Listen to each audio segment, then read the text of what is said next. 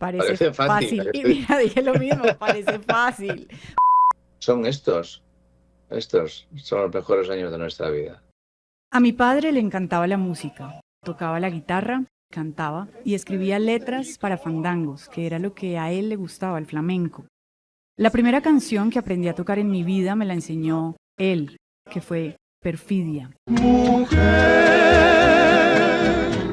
Si puedes. Cuando sabes tocar Perfidia, ya puedes empezar a componer, porque en Perfidia ya están todos los acordes que necesitas para hacer una canción bonita. Y si hay alguien que ha sabido hacer canciones bonitas, es él. Canciones que han sido un bálsamo para muchísimas personas de distintas generaciones. Él es español, es cantante, músico, compositor, vocalista y bajista de Los Hombres G. Estamos muy felices de tener aquí con nosotros a David Summers. Gracias por tu tiempo, David. Encantado de estar aquí, de saludarte, Andrea, y de compartir este ratillo con todos tus seguidores. ¿Es Encantado. verdad que usted aprendió, la primera canción que aprendió fue Perfidia?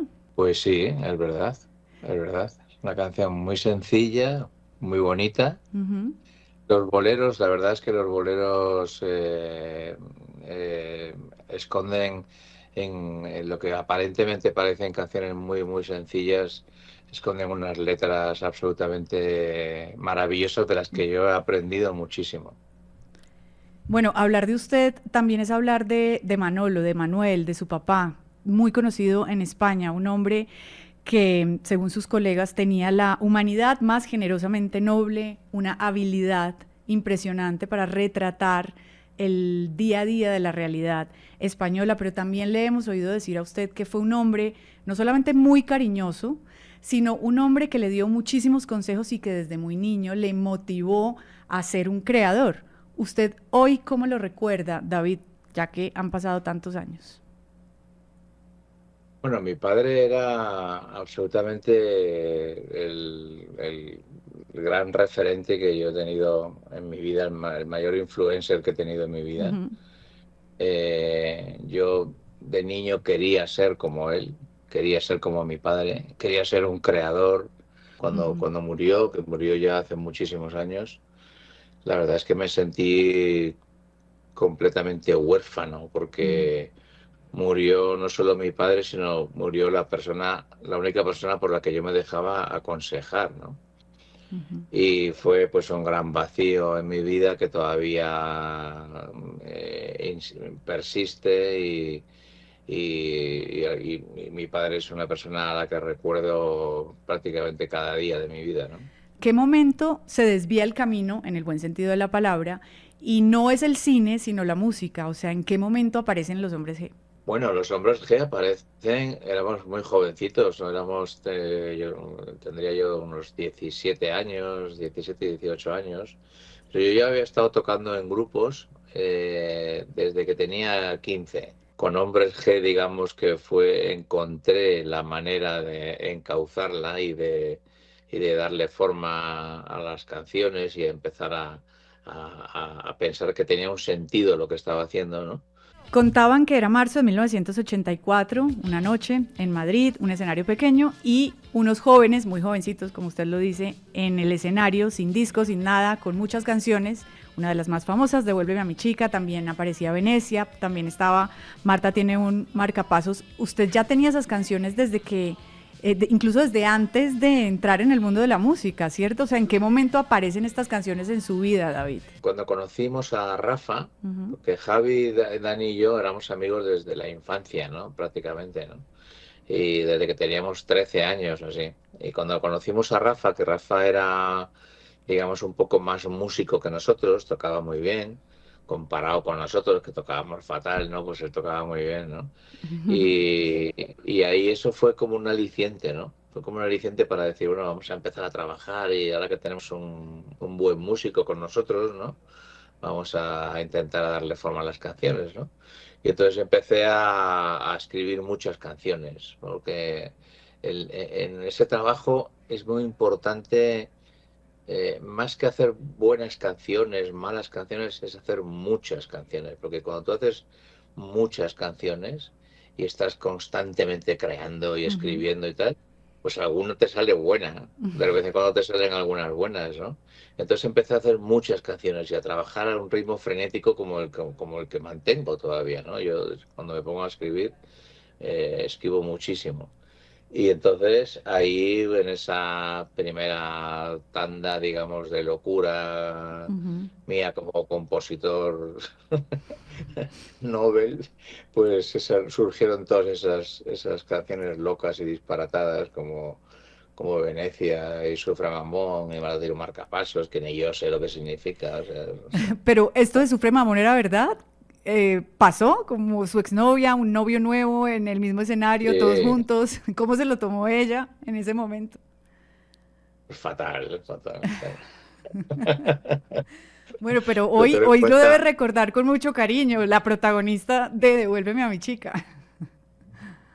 Sí, pobre, ¿no? Se casó con él, ¿no? Tuvo muchos hijos, se divorciaron. Yo he seguido, haber seguido su vida de casualidad porque era amiga de una hermana mayor de mi mujer, ¿no? Ajá. De mi ex mujer. Y entonces, pues me enteraba de cosas de su vida, ¿no? Pero ten en cuenta que en aquella época mis motivaciones para hacer canciones eran esas, hacía una canción sobre mis amigos o hacía una canción sobre, pues eso, que mi novia me había dejado por otro, entonces hacía una canción para fastidiarles, ¿no? Y esas eran las motivaciones para hacer canciones, ¿no? Lo que yo te estaba contando era, nosotros aquí, nuestra generación creció oyendo estas canciones y era una especie de rebeldía y como de libertad, porque en muchas de las canciones podíamos gritar palabras, groserías, que no nos dejaban en la casa, pues nuestros papás. Y hay una anécdota que quiero compartir con todos los oyentes que tiene que ver con un programa en México, además un país donde ustedes son y eran un éxito absoluto. Este programa era tal vez el programa más visto, siempre en domingo, lo hacía Raúl Velasco, y cuando ustedes llegaron a presentarse en el programa, así los presentó el señor Raúl Velasco. La fortuna pues de que no tuvieran gira el domingo y que pudiéramos presentarles este controvertido grupo que ya explicó en conferencia de prensa que si algunas de las letras aquí les parecen que tienen palabras muy fuertes, pues es que en su país no significan otra cosa. Desde luego, cuidamos por respeto a los hogares mexicanos que las canciones que hoy pongamos en nuestro programa no tengan ninguna de esas palabras. Yo creo que eso también pasaba en Colombia, o sea, cada vez que sonaba Devuélveme a mi chica y otro, y en Venecia también, por ejemplo, con el Istronzo, los papás miraban con ganas de decirle, bueno, cállese ahí, pitico, eso no se puede decir. ¿Cómo vivieron eso ustedes en México, esa Vene- presentación? Venecia es la peor, Venecia. Lo que pasa es que no se han dado cuenta todavía, Puede ser, puede ser. Han pasado pero es la muchos años peor. y no nos hemos dado cuenta. ¿Verdad? Pero ten en cuenta que nosotros veníamos del punk, ¿no? Entonces, esos primeros años, o sea, era como obligatorio ser irreverente, Ujú. ¿sabes? Veníamos en España se acababa una dictadura y empezaba una época completamente distinta, ¿no? De democracia, libertad. Entonces había como una mezcla de rebeldía contra el sistema, digamos, habitual y al mismo tiempo mucho sentido del humor, ¿no?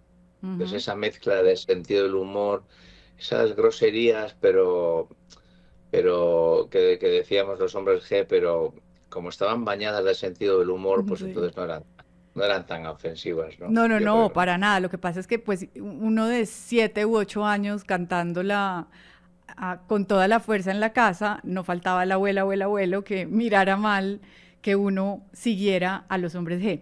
Mire que en el mapa, digamos, sentimental de Colombia, está guardada en la memoria de muchísimas personas los hombres G. Y el otro día estaba leyendo una entrevista que le hicieron y usted contaba en un pedacito muy chiquito, por allá muy lejos, muy abajo, que alguna vez habían venido a este país, a nuestro país, en la época de Pablo Escobar, y que incluso se habían jugado la vida en esos días. ¿Les pasó algo cuando vinieron a Colombia relacionado con la seguridad?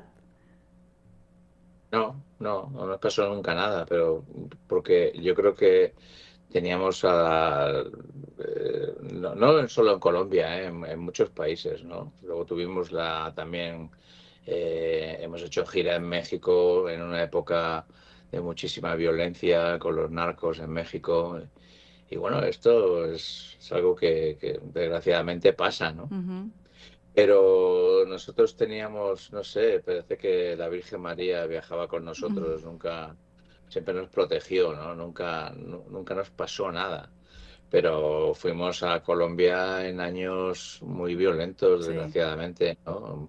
Tristemente, difíciles, ¿no? sí.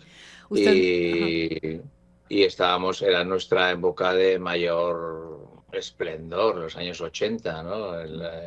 Cuando Escobar estaba haciendo de las suyas, era el año 86, 87, y era nuestra época cuando salieron nuestras canciones.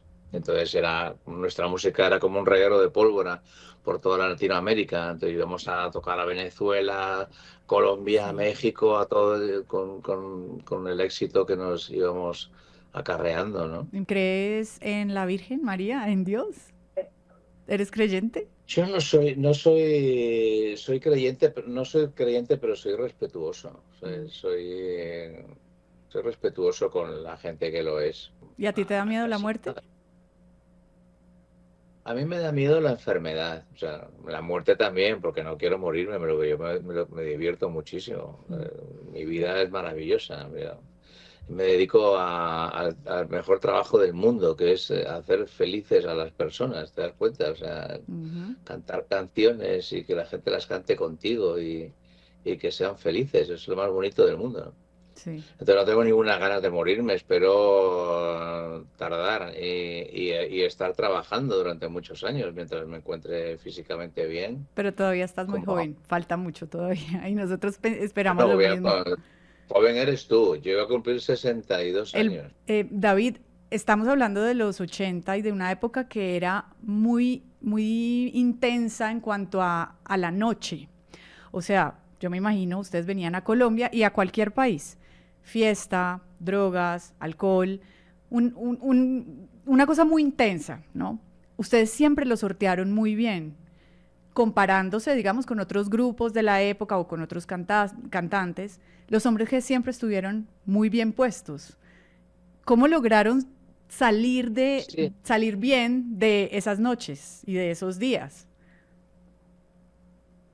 Mira, yo no sé, la verdad es que no sé por qué, pero siempre he sido muy prudente, siempre he sido muy maduro con esas cosas. Incluso cuando era muy joven, cuando tenía 20 años y tenía el mundo a mis pies prácticamente, ¿no? Era una locura, ¿no? Yo sabía que había puertas que no quería abrir. Bueno, y ahora, esta semana, David, nosotros recibimos en Colombia la noticia de un concierto. Y es el 24 de octubre en el Movistar Arena. Vienen de nuevo los Hombres G con el tour Los Mejores Años de Nuestra Vida. Estamos hablando de un grupo que queremos mucho, que además lleva detrás casi 4 décadas en los escenarios, más de 4.000 conciertos. ¿Usted todavía siente esa ansiedad y esos nervios a la hora de salir al escenario? ¿Cómo se prepara? Es que siempre los mortales nos hemos imaginado cómo es ese momento en el que un grupo, un cantante, encuentra a un estadio lleno para cantar, para presentarse. ¿Qué se siente? ¿Usted qué siente en ese momento? Bueno, si está lleno, es feliz, estás muy feliz, estás muy contento de que, por ejemplo, estos últimos conciertos en el Movistar Arena en Bogotá, ¿no? Que están siempre sold out, ¿no?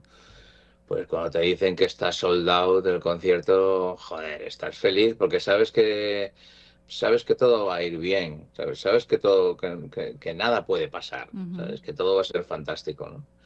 Y yo, sinceramente, estoy como estoy ahora mismo. O sea, no tengo absolutamente nervios de nada. Ujú. Me siento tranquilo, feliz, con ganas de salir, porque tengo ganas de pues, salir a cantar y tal, pero nervioso no. O sea, tengo total confianza sé lo que va a pasar sé de qué manera, ya solo depende de mí ese pequeño matiz de que hoy sea una noche maravillosa, ¿sabes? Para que ya, ¿sabes? De cómo me encuentre cantando con la voz, de cómo me sienta, si me siento pletórico o me siento mermado porque, o cansado, o sea, eso ya son pequeños matices, pero son cosas que solo sé yo. El público no se va a enterar de nada, el público va a recibir un show espectacular, ¿no? ¿Y cuáles son los mejores años de la vida para ustedes? Porque además tiene ese título, el tour. Son estos son los mejores años de nuestra vida. Es así, es un pequeño juego de palabras, ¿no? Esto va acompañando un documental que estrenamos ahora el 8 de mayo, que se llama Los mejores años de nuestra vida, se llama el documental, que es la historia de nuestra vida, pero que es muy bonito porque es la historia de una amistad, la historia de 4 tíos que son amigos desde hace 50 años, ¿entiendes? O sea, y no solo eso, sino que durante 50 años han tenido relación constante, o sea, de vernos todas las semanas, de ir de vacaciones, de tocar, de irnos de gira, o sea, es la historia de una relación de 4 chavales que se convirtieron en 4 señores mayores, haciendo lo que les gusta, recorriendo el mundo y pasándolo de madre, como decimos nosotros, ¿no? David, ¿cómo es el proceso de creación de una canción? En tu caso, o sea, hay una idea, hay una situación, hay una emoción. ¿Cómo es el proceso creativo? Y empiezas después a escribirla y después aparece la música, o ¿cómo es ese proceso? Mira, en la creación es siempre una idea que te lleva a otra idea y esa idea te lleva a otra y esa otra y a otra y a otra y es como vas uniendo como con un hilo, digamos, clavos, ¿no? Y vas uniendo ideas. Y a lo mejor esta última idea anula la primera, o sea, y entonces vas rompiendo, vas haciendo, vas construyendo. Es como si estuvieras haciendo una escultura, ¿no? Vas como matizando, ¿no? Pero es muy importante tener un punto de partida. Un punto de partida es importantísimo. Una idea, una pequeña melodía. Yo voy por la calle, se me ocurre una melodía, empiezo a cantar un poquito, a tararear, y cojo el grabador, ¿no? Cojo el móvil que tengo y, y grabo. Aquí en una aplicación que tengo Ah, audio memos de estos, ¿no? Y tal. sí. Y mira, y entonces estos son puntos de partida, ¿ves? Puntos de partida Ajá. y grabo, y grabo, y grabo, y grabo, Muchi, y pero te grabo, da muy... y grabo, y grabo, y grabo, y grabo, y grabo, y grabo. Entonces, cuando tengo un punto de partida que me gusta, que es especial, lo marco. Le pongo un corazón, le pongo algo, le digo, yo pongo cojonudo, ¿sabes? ¿Entiendes? Pongo algo que a mí me orienta. Entonces, cuando voy a componer, escucho ideas que se me ocurrieron un día por la calle, que un día con la guitarra en casa, que aquí, pum, pum. Entonces, de un punto de partida surge una canción.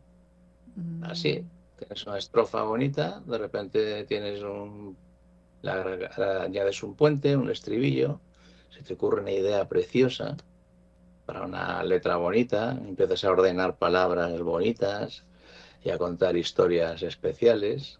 Parece Parece fácil, fácil. Y mira, dije lo mismo, parece fácil. Pero lo que es estar tocado con la varita del talento. Creo que todas y todos hemos llorado, y yo sé que muchos oyentes me entienden, con Lo Noto. Es una canción desgarradora. Lo que has comentado es curioso porque cuando sacamos la canción, que fue absolutamente un éxito impresionante, pero impresionante, o sea, yo creo que Sufre Mamón fue la canción que encendió el primer fuego y Lo Noto encendió el segundo. Por encima de Voy a ¿Sabes? pasármelo bien, ¿tú crees? O sea, cuando Hombres G volvimos en el 2002, Ajá. después de 10 años Sí. estando separados, yo pensé, tenemos que volver con una canción que sea espectacular. ¿Por qué? Porque si tú eras fan de Hombres G y han pasado 10 años y volvemos con una canción que es una mierda, la gente va a decir, joder, qué decepción, ¿no? Y tal, ¿no? Y eso los que eran fans de Hombres G. Los que no eran fans de Hombres G van a decir, joder, esta es la misma mierda de siempre, ¿sabes? O sea, ¿entiendes? Y entonces, sin embargo, si la canción era espectacular, los que eran fans iban a decir, estos son los Hombres G de mi vida, de toda mi vida. Y los que no lo eran dirían, oye, esto es otra cosa, ¿me entiendes? Entonces yo sabía que tenía que hacer algo completamente diferente a lo que habíamos hecho antes, pero muy bueno.